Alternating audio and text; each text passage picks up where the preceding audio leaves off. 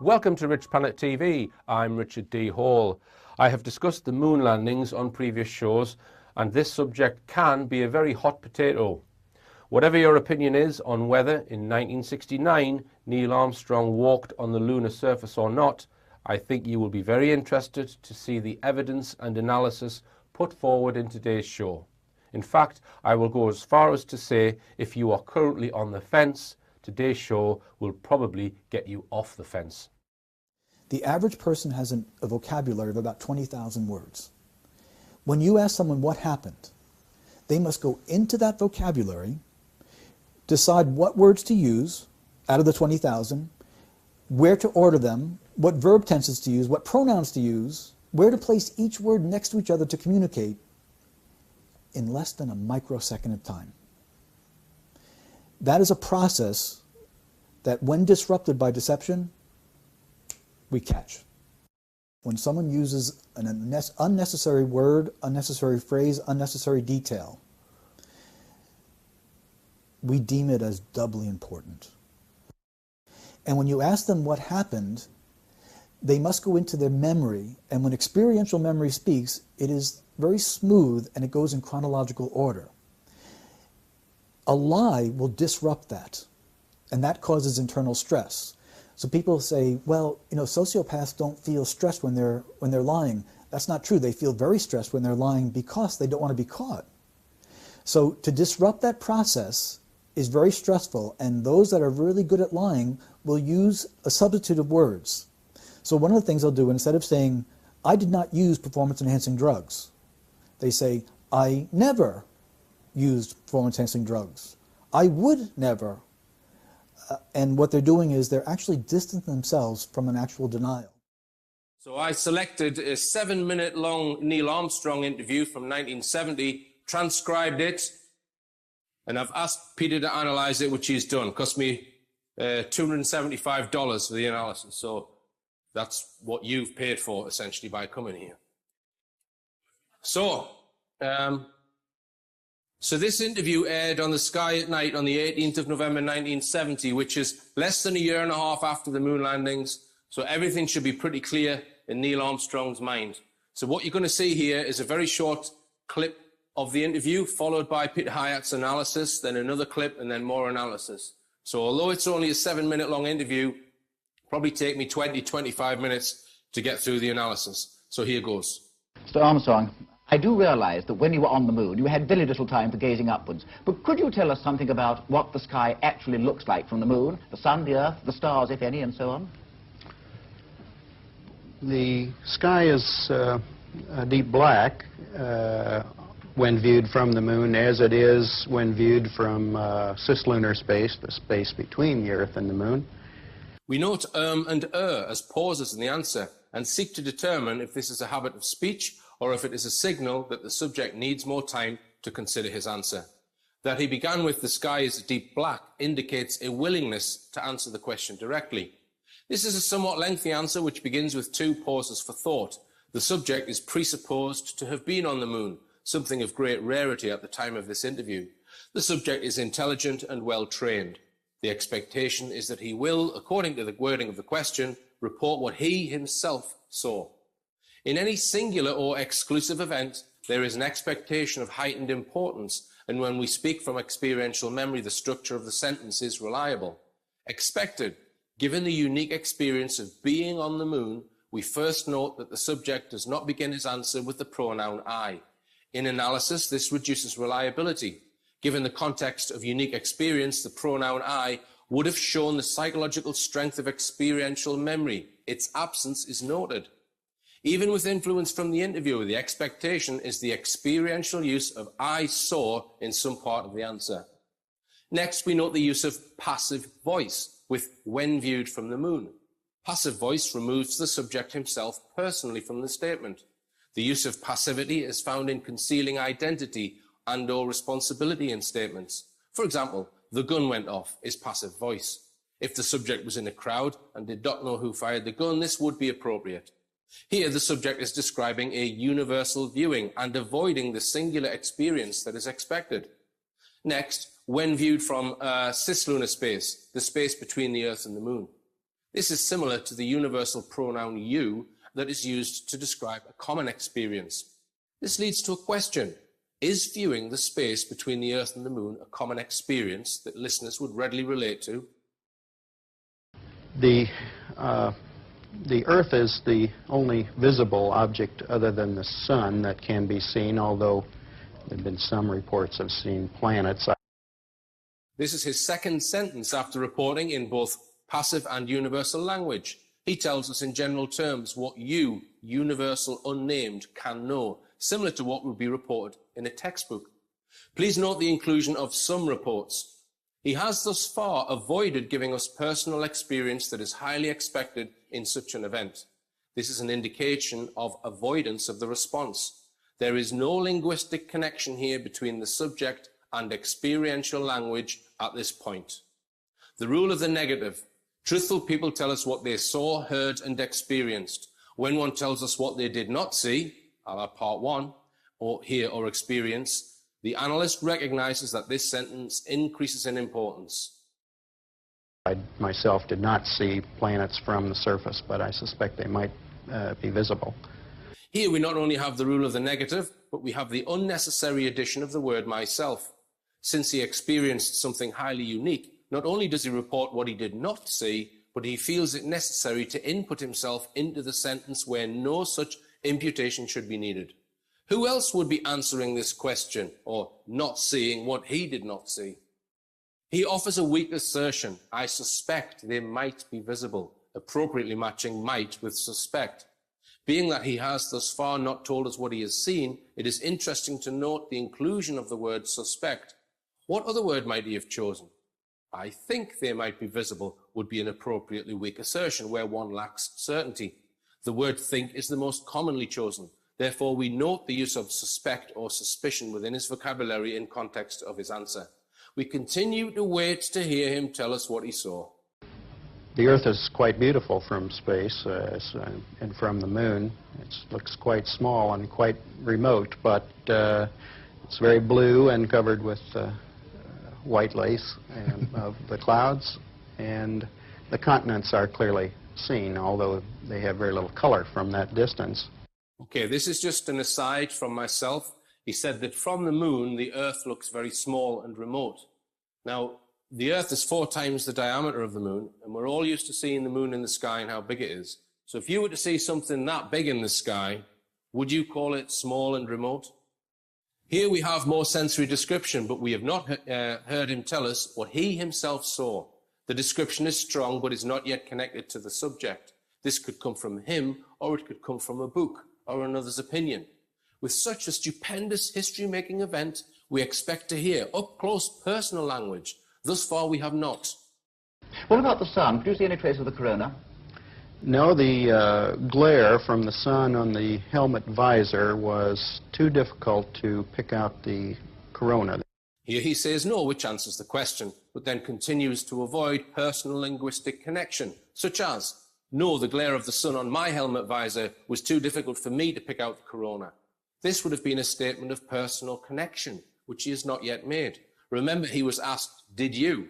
With the focus upon himself. He should answer for himself. The only time we could see the corona was during an eclipse of the sun from the moon. That is, when we were flying through the moon's shadow and could observe the solar corona peeking out from behind the moon. Even if he said the only time I could see was when we were flying, which would fulfill the personal, impactful event on self while sharing we when flying. Stronger is what I saw rather than we. The pronoun we could be produced if he and at least one other discussed this specific topic. Still, given the nature of a most unique and overwhelming event, the expectation remains. He should be using I and past tense verbs in correlation with sensory description. Please consider that given the spectacular and unique privilege of what he experienced, the pronoun me may be used in a desire not to claim any glory or credit for himself. This may be an indication of team over individual. Even with this accepted, we continue to expect him to at some point tell us what he experienced. Thus far, he has not. When the pronoun we is used consistently, we look for the first emergence of the pronoun I and conclude that the sentence containing it is very important. Looking at the photographs that you brought back, the coloured photographs of the moon's surface, it seems that the colour of the surface actually varies according to the angle from which you see it. Is this so? Does it do this? Yes, it certainly does. The wording is appropriate given the structure of the question. Does it do this? Answered by, it does. We do note the inclusion of certainly as an unnecessary emphasis. It's a characteristic that we observe first while traveling around the moon in orbit. You could see that at the terminator. Rather than saying we saw and the stronger I saw, he only tells us what they could see at this point. What causes this weak assertion? Why does this historical and spectacularly unique event not yet produce a personal response from the subject? At the boundary between the black part of the moon and the lighted part of the moon, it was as if you were looking at a television set with the contrast turned to full contrast. Here he uses the universal you, second person, that is more likely used in commonly experienced issues, such as a television set contrast. Still, however, the lack of personal connection linguistically raises the question of personal impact upon the subject. What follows next is distancing language. Very black and very white. As you moved further into the light, there were more and more shades of gray. But as you moved further, such the sun was higher above the horizon, you actually start to see the tans and browns appear, although at a very low level. This is distancing language. You, but the event described is specific to him and exclusively astronauts. There is nothing universal about the movement described. Whereas the listener can be referred to with the use of a television, the same cannot be said of space travel. Description is in the language, but there is no justification for the distancing use of the pronoun you in a very highly specialized and dramatic personal experience. Similarly, on the surface of the moon, the same characteristic is evident. Here, there is no pronoun I and no past tense verb. The pronoun I used with the past tense verb is a signal of linguistic commitment.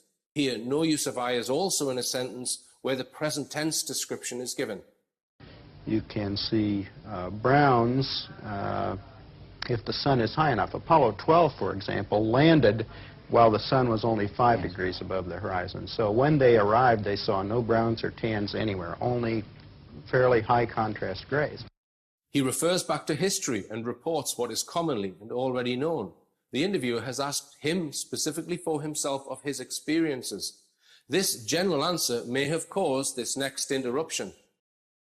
But you did. But, yes, I did. The sun was at 11 degrees. And Apollo 12 did also the next day when they arose from their sleeping period and the sun was higher. Of course, then the browns were observable to them. We finally have the subject speaking for himself. Unfortunately, it is due to an interruption.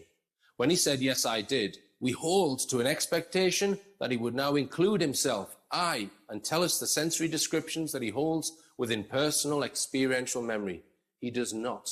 He went back to history from his previous answer. Therefore, we do not have the linguistic connection that remains expected. When you were actually walking about on the moon's surface and kicking about a certain amount of dust, did you notice any local colour? And also, were you at all subconsciously worried about the possibility of unsafe areas? The interviewer presumes he was walking on the moon. We have yet to hear Mr. Armstrong make this claim, or more expectedly, since there is no accusation to the contrary, spoken or unspoken, the linguistic connection. Well, the color is a puzzling phenomenon on the moon, aside from the characteristics that I've already mentioned. You generally have the impression of being on a desert-like surface with rather light-colored hues. Yet when you look at the material at close range, as if in your hand, you find it's a charcoal gray, in fact, and we were never able to find any things that were very different from that color. I suspect that as we get more and more samples with future flights, we will see that there is, in fact, some color, but the optical properties on the moon are most peculiar. The theme of distance continues in the description of color. First, he uses the self-reference that I've already mentioned, rather than engage in experiential memory. We note the first reference was also not first-person statement. Next, we note that he avoids telling us what he himself saw by using second-person universal you. You generally have the impression. It is impossible for anyone not there to have this impression, including the interviewer, who did not experience it. We prefer he state without qualification what he saw. He does not. When the pronoun I re-emerges, it is a weak assertion. I suspect that as we get, which is another disconnect from the formula of reliability. First person singular past tense with sensory description. When you were actually walking about, did you have any difficulty in distance judging? Because I think I heard you say once that far things looked quite near. Far things look quite near. The topic is sight. The one being interviewed is singular. We look for him to answer with I saw in some form. Sensory is very individual. When it is discussed, one may then say the thoughts or perceptions of another. But here he is interviewed alone and is being asked for first-person eyewitness account. He does not give a first-person singular account. Yes, we had some difficulties in perception of distance. For example, our television camera, we judged to be from the cockpit of the lunar module only about 50 to 60 feet away, yet we knew that we had pulled it out to the full extension of a 100-foot cable. Similarly, we had difficulty guessing how far the hills out on the horizon might be. Peculiar phenomena is the closeness of the horizon due to the greater curvature of the moon than we have here on Earth, of course 4 times greater, and the fact that it is an irregular surface with crater rims overlying other crater rims. You can't see the real horizon. You're seeing hills that are somewhat closer to you. There was a large crater which we overflew during our final approach, which had hills of the order of 100 feet in height, and we were only 1,100 feet west of that hill, and we couldn't see a 100-foot high hill from 1,100 to 1,200 feet away. Perception. He does not speak for himself, including in the realm of perception. This is to address the brain's interpretation of what was seen or experienced. He consistently in the interview tells us what we saw, we thought, we perceived, as well as what you saw, and so on. Although many of these topics were likely discussed, he should still be speaking for himself. This use of we is most unexpected. We must now consider that if he is not deceptive, why does he have a reason to join a crowd, even in personal experience and perception? Did you notice any obvious difference between the far side and the near side as you went around it? I mean, apart from the obvious differences in topography. No observable differences in color, but then the sun's angle was always somewhat different over there, so it would be difficult to make a general correlation. I would say the topography is the striking change. Of course, as all your viewers know, there are no seas on the far side of the moon, and it's all highlands and high mountains, big craters, so it's strikingly different from the... The weakness continues. I would say the topography is future conditional tense. Even in this singular opinion, he does not give a reliable connection. There's just one more thing I'd like to ask you. You're one of the very, very few people, I think, whose opinion on this is really worth having. In fact, there are only 4 of you. Do you think, from your knowledge of the moon, having been there, that it is going to be possible in the foreseeable future to set up scientific bases there on anything like a large scale? Oh, I'm quite certain that we'll have such bases in our lifetime. Somewhat like the Antarctic stations and similar scientific outposts, continually manned. Although certainly there's the problem of the environment, the vacuum, and the high and low temperatures of day and night. Still in all, in many ways, it's more hospitable than Antarctica might be. There are no storms, no snow, no high winds, no unpredictable weather phenomena that we're yet aware of, and the gravity is a very pleasant kind of place to work in, better than here on Earth. And I think it would be quite a pleasant place to do scientific work, and quite practical. Sir Armstrong, thank you very much. And again, let me say what a tremendous honour and privilege it's been to have you with us. Thank you. Here we have the use of two personal connections, I, with both qualified. The first is, oh, I'm quite certain that we'll have such bases in our lifetime. Here he is not only certain, but calls upon the reinforcement of being quite certain. The second use is with a slight stutter on the pronoun I, which suggests the possibility of increase of nervousness. In analysis, this is called the stuttering I and is used to measure anxiety. We use the pronoun I millions of times in life. The brain's efficiency is extreme in this regard. When a non-stutterer halts or stutters on the pronoun I, the commitment psychologically comes into question, with nervousness possibly moving into anxiety and tension. He moves the topic to Antarctica, which is similar to going to another Apollo mission above. Yet we ask, what topic produced the stutter on the pronoun I, the emotion produced regarding a space station? And I think it would be quite a pleasant place to do scientific work and quite practical. The emotion he relates to the future station is pleasant for a specific reason, to do scientific work. Why might this create nervousness or even stress? Okay, so Peter Hyatt now gives his conclusions.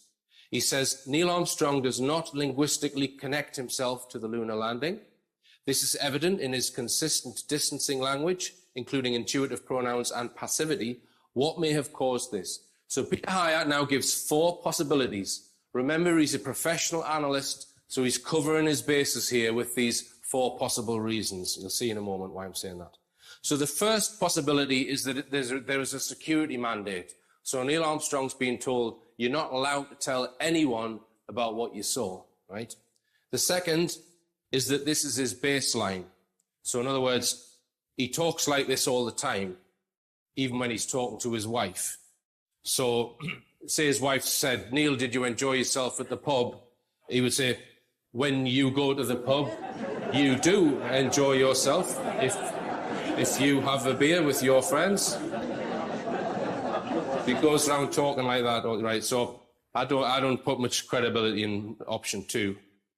Option 3, he's a liar. He's deceptive. Lack of commitment mimics deceptive language. The lack of personal commitment in context is stark. Like I say, Peter Hyatt obviously didn't want to put all his eggs in one basket. The 4th is unknown. Okay, so he's hedging his bets a little bit. But I know where my belief lies there. Personally, I think it's number 3. I don't think Neil Armstrong walked on the lunar surface. And you've also got to bear in mind here that Peter Hyatt is an American who completely believed the Apollo story. He wasn't aware of any conspiracy stuff before he did this analysis. So this is a 100% believer. Okay? So in his emails with me after he did this analysis, this is what he said. This was so unexpected that I ran it by another analyst. I grew up at age 7 with his account. There's a strong emotional connection with childhood national pride. The teachers repeatedly visited it, including newsreels. I did not expect this.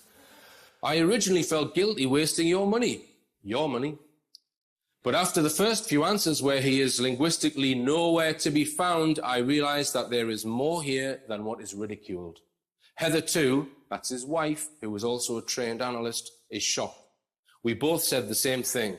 Things we dismissed as crazy years ago have been proven true more and more. We need to stay more open and explore.